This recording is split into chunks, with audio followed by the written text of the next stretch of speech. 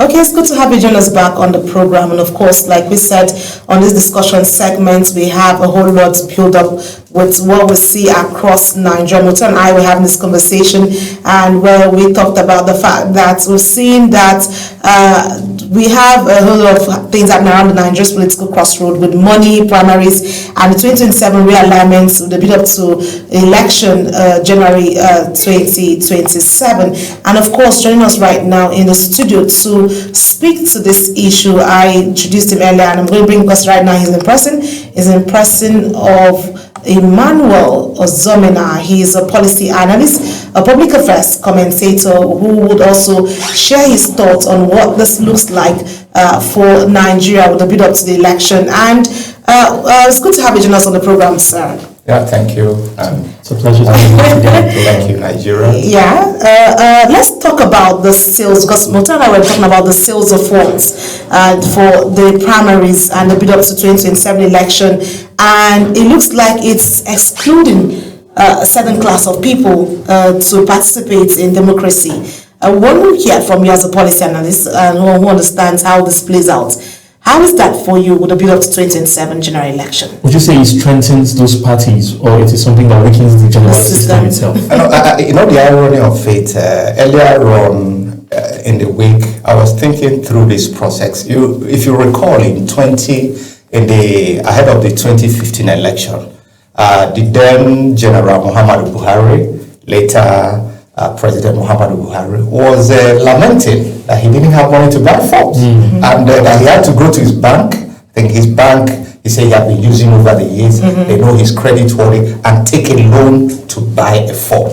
As a retired general, a former head of state, military head of state, lamenting that it's difficult to raise the money to buy form. So I thought that should have created some sort of change in the system. And ahead of 2019 election, you remember there was an alteration to the constitution on what they call not too young to run. Yes. So that they can, there were amendments on age requirements for offices from presidency to National Assembly to House of Reps, even to governorship, so that more young people can come into the mix of public office. After that, he signed it, and it was a very salutary effort by the young people who pushed it. There were a lot of NGOs, youth organizations that pushed it, using a member of House of Representatives. So it was a private member bill. And the idea was to create inclusion, to bring in young people, to bring in women, to bring in persons with disability and all that. But again, my worry was in 2019 election, if you recall, APC as the ruling party with President Muhammadu Buhari as the leader of the party increased the fees for the forms. So it simply shows the hypocrisy of the political class. Okay. So what it means, let me tell you the psychology about the increase in cost of forms is to exclude. Okay. Because we talked about exactly. We had the argument as well. It's an exclusion. We have an argument that if you don't raise this fund, how do you run the particular affairs of this party? It's very expensive to do that. No, it's very simple. Parties have members. APC, for instance, just like the PDP, claims to be the largest party in Africa. So the question to ask, what is your membership in terms of numbers? So if you ask every member to pay a membership dues of 100 naira, so how many billion are you going to raise across the country? If you have that number, except the numbers don't exist. Okay. So that sounds like parties raise money by membership dues and contributions, not forms. In fact, what we pay for form is token. It's for administrative purposes. Not supposed to be exorbitant. Not to even run the affairs of the party itself, nor to run the conventions. That's not the idea. The idea is that you're paying a token. It's a nominal fee.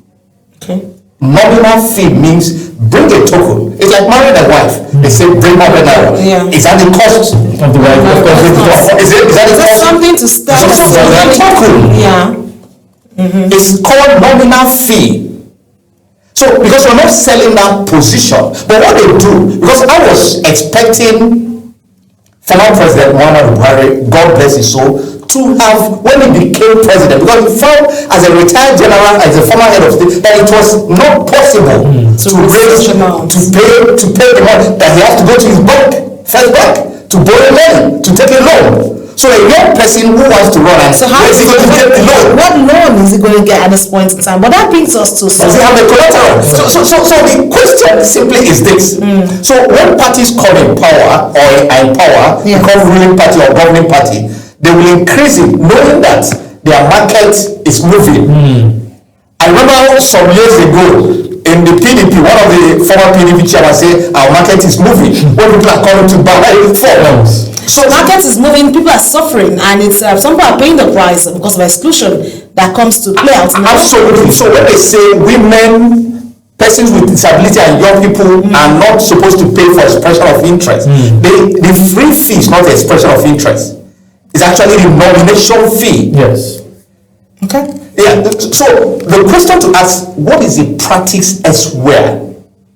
The global best practices like The first concept of paying for nomination fee is simply a token. I have spoken in the past, there's exam bodies in Nigeria saying we are making billions. I say no, you are an exam body, a standard. You want to standardize examination, not a profit-making body. We're not supposed to actually be a profit-making body. So the question to ask is, if political parties are turning themselves to profit-making body, then the Nigerian tax services should go and tax them. They should pay tax on those things. Okay, so while some experts or analysts say Nigeria may be heading towards a 3-horse presidential race involving the APC, ADC, and also emerging opposition blocks, do you see this alignment changing the voter behavior? That's one, because we've seen that sales part being a major problem, just like you've mentioned, and especially among young voters and first-time voters or participants who come out to want to vote for people of their choice, basically. I think my reading of the current evolving political environment is simply this: Nigeria has the lowest voters turnout in the world. Because we always have voter apathy. I mean, the last election, municipal election we held in FCT here is an example. It was a single-digit voters turnout. Same thing was applicable in Anambra as well. So that's the question. So why don't people come out? It simply shows a loss of faith in the system. People are saying, no, they have decided what they want to do. So why would I waste my time?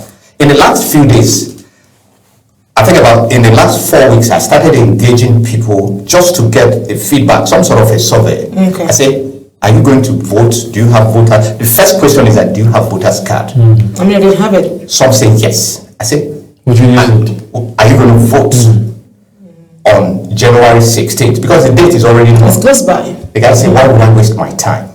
As the first response, okay, I'll vote, but what difference does it make?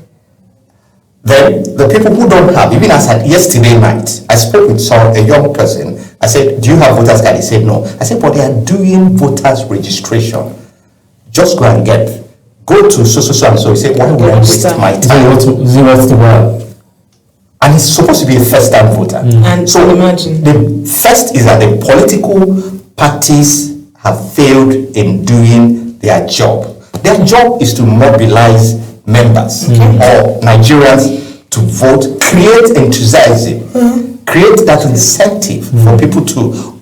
People say there's hunger on the street. So how can you change that narrative? It's by getting involved. Most definitely. That's one. Then secondly, the election management body, I think, is the biggest elephant, is the elephant in the room. So how do you manage them? They need to assure Nigerians, look, your vote will count, your choice will be the sovereign choice, and we are here to be an impartial Judge. are bitter. Because if that perception do not change, we will have lesser number of people participate. Because they don't have a faith in the system. Okay, So it's a huge problem. So it's not even whether it's 3-horse race, 15-horse race, 22-horse race, 18-horse race. That's not the issue. So my concern is when you say the electoral body, that's INEC for Nigeria right now in this process, to reassure or assure Nigerians or citizens about the confidence in the commission, in the electoral system. How would they do that beyond what they do? They've done a lot of sensitization campaigns. They've gone out. They always ensure that timeliness is what they do when they arrive at the voting point. But the challenge is, like I always thought, INEC is not in the job alone. It's a multi-stakeholder process where you have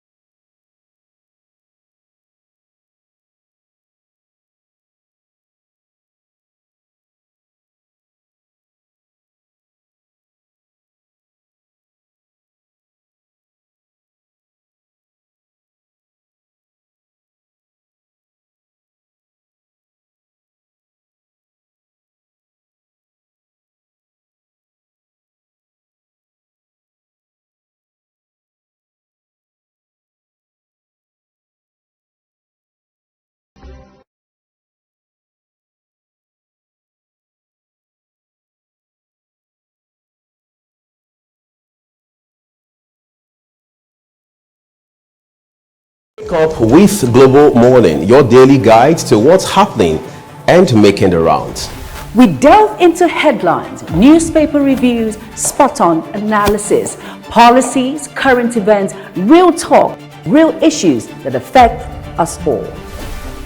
From the latest trends to the debate, every topic, every angle, Global Morning is where it all starts.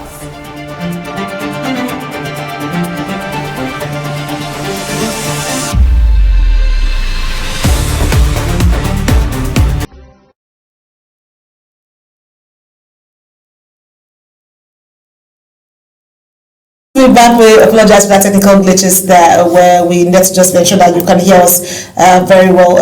We have our guest, of course, that was in the studio in person of EMMANUEL, who is an amazing policy analyst, who is also doing justice to this conversation on Nigeria's political crossroads, the money part of it, the primaries, and 2027 realignment. I wanted to speak on some issues around the commission. You talked about INEC, and that's a very important point you raised. And do you, from what you've seen, do you think that INEC and the Electoral Act, they are strong enough to regulate issues that we've seen around defection, dual membership, and of course issues of internal democracy? Is INEC in a great position to take charge of these issues? First of all, the issue is not the Electoral Act. It's not the act at all. Look, you can bring the American Constitution in Nigeria to fail. Why? It's the people. Is a pattern, is a mindset. So it's not the system. I talked about it's a mindset. A mindset. The point is simply this. I had argued we have a constitution that from 1979 that excludes independent candidacy. Yes, from the but onset. under the colonial regime, colonial constitution, we had independent candidates and they have won elections. Why? Because the political party want to be the center of activities. If there's independent candidacy today, let me tell you, a lot of people who will be elected into public office would come from independence. But earlier you talked about how those parties serve as a system of the grassroots. How would those people get the financial muscle and all the other tools that they need to galvanize votes? Let me give you an example. Yes. In 1959, 56, 59, there was a young man who came back from school. His father had just trained him. His father was incumbent. Dr. Albaniko, who was the father, the son came back from London School of Economics and joined, the father was in NCNC, and the young man joined Action Group in the Southeast to represent. He joined the race.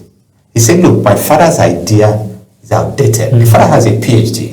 So he's fresh blood. But he has a master's degree in economics. He said, look, elect me. And he defeated the father in the election. People were begging him. He said, no, that this is politics. So what I'm saying simply is simply this. You could take data on, do you know, the cure to defection is independent candidacy. Sure. The moment we have it in the constitution, I don't need to defect. If I don't like any of the 22 political parties, I'll say, look, my people vote me on my honor. And I tell you, you'll be shocked. The parties will shut down, will close down. I'm looking forward to when we get back to that independent candidacy. Like I told you, I think the concern is one, how do they mobilize organization to the individual? So are you saying with the kind of things we see today in the economy and the way they, just like you mentioned, the cost of the forming is correct, and for late Muhammad Buhari, the president, he went to borrow money. So if we get to have the independent candidacy play out, do you see all the individuals giving that level playing field? No, it will. Let me give you an example. You know, most times APC have just done their primaries, or is ongoing at the moment. They've kicked it off. You've seen what they call a consensus. If you ask me, that's a crazy idea. I'm doing an article on two tales of democracy. At the moment, as you speak, there's an election, upcoming November election in the United States. Because midterm election, so primaries are ongoing. Both for Republican parties and Democrat. And then independent are also, for independents in the US, you simply go and fill a form and say, you fill a form. The fees are nominal fees. Because, like you mentioned, the US now. That's one.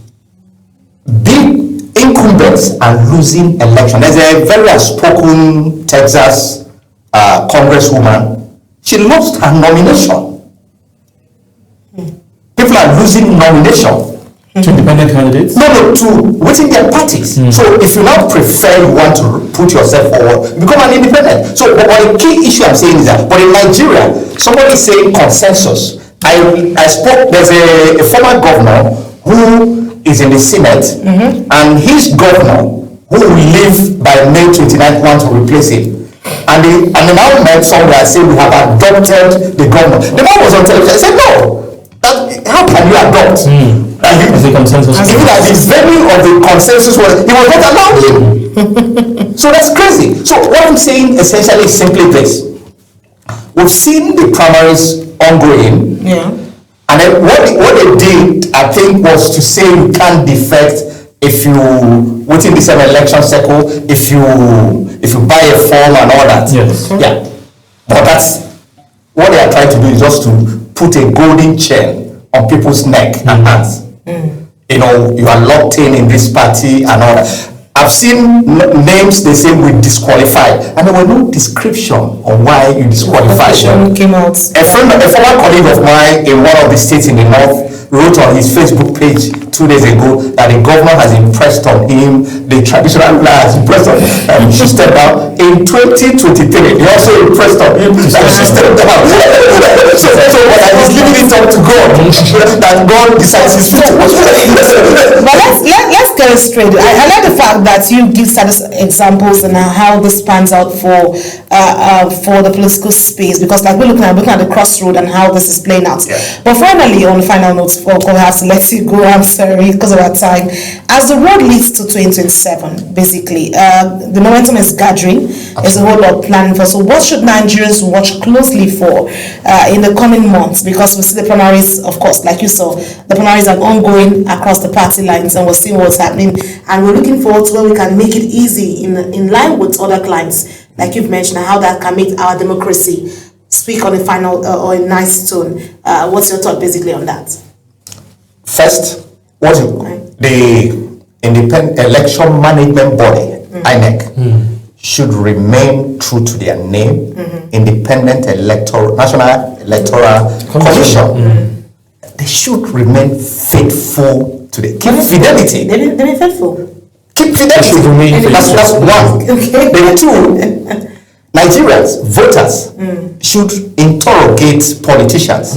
Ask them what is it that you're going to do for any politician who refuses to attend debate? Should vote him out. Okay, it shows the person is not serious. It's not going to be accountable. Yeah, because you need to tell us what you want to do. And the moment you are not ready to face the camera, then that means you are not ready for leadership. Okay. I like that too, because I know we had this argument in 2023 where we wanted more of debates to showcase. And many of the politicians never turned up. So I think if we carry this mindset or this campaign forward, it should give us the best. Because that provides a platform to hold them accountable. So that just can ask. I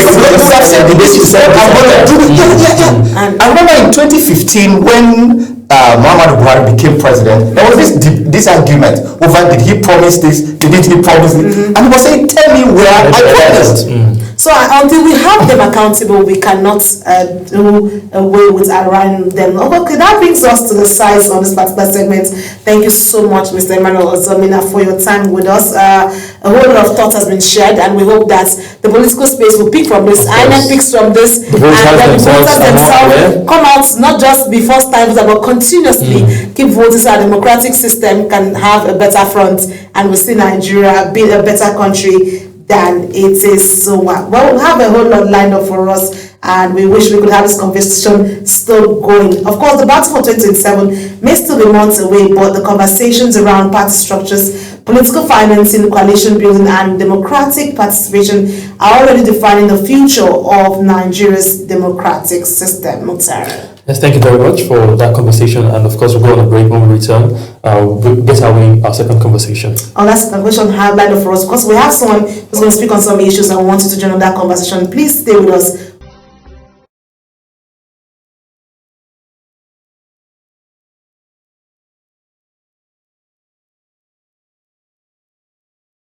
Wake up with Global Morning, your daily guide to what's happening and making the rounds.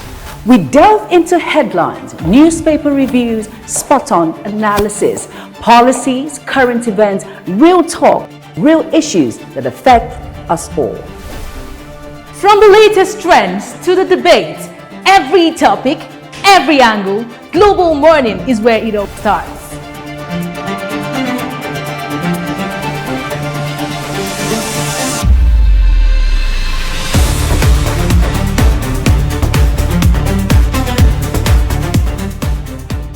Global Morning, For the latest issues, always on point. watch Global Morning Monday to Friday at 7 a.m., Saturday and Sunday at 8 a.m.